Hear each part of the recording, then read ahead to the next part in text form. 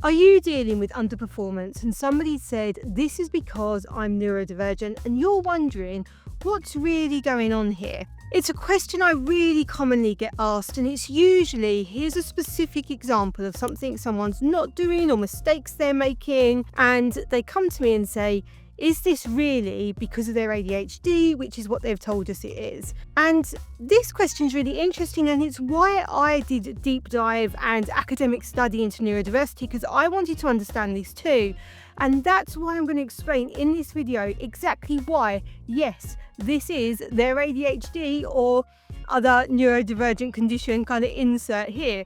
And I'm going to give you a really specific example today to explain this. The example is time recording, and there's a lot of businesses that still use time recording, whether that's just your start, finish times, lunch times, break times, or whether it's sort of the minute every 15 minutes of client work that you do during the day.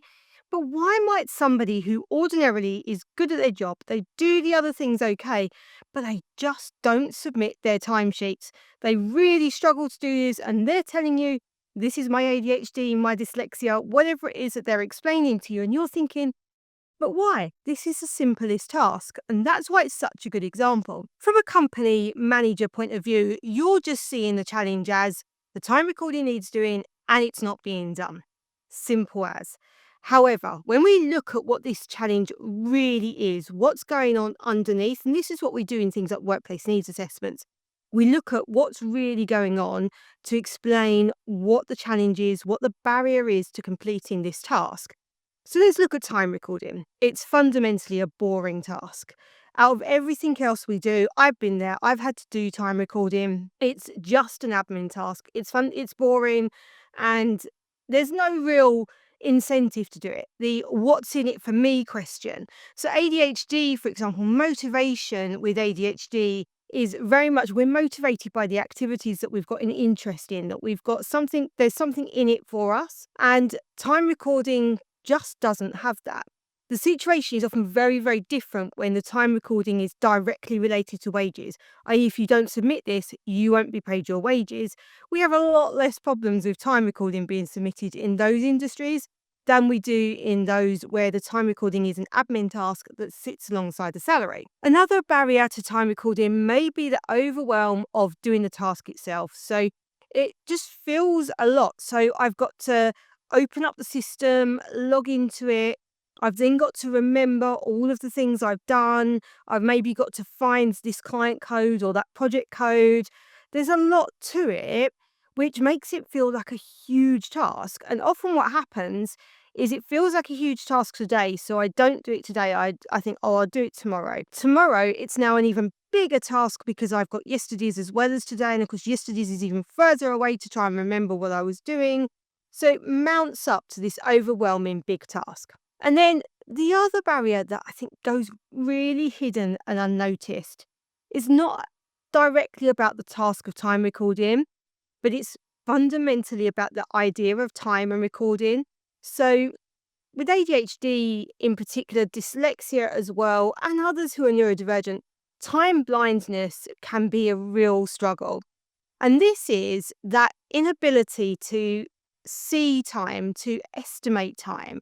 So if I can't estimate how long something is going to take, that's partly because I can't look back and go, oh yeah, that took me half an hour yesterday when I did it. It's going to take me half an hour today. And often we don't think in time in the same way as other people. So remembering what time has taken us can be a real challenge. But also, time can be really inconsistent. And that means that we can do the same task, but one day it might take half an hour, the next day it might take the whole day to do.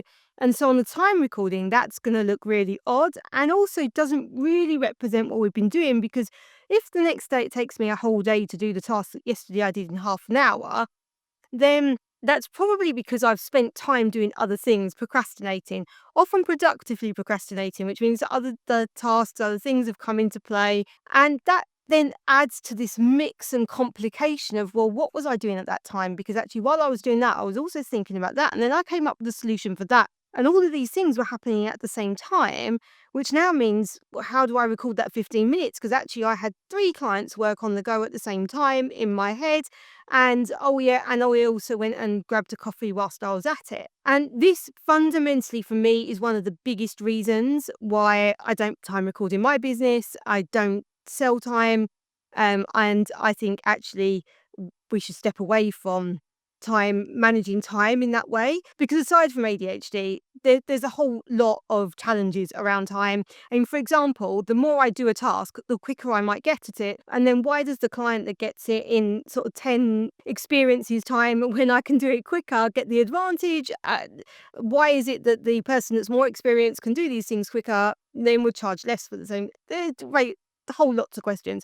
Anyway, different topic. I won't go on a sidetrack of time recording generally, but it is worth thinking about this in terms of, this is where your neurodivergent employees could be raising the questions that are actually really crucial to your business.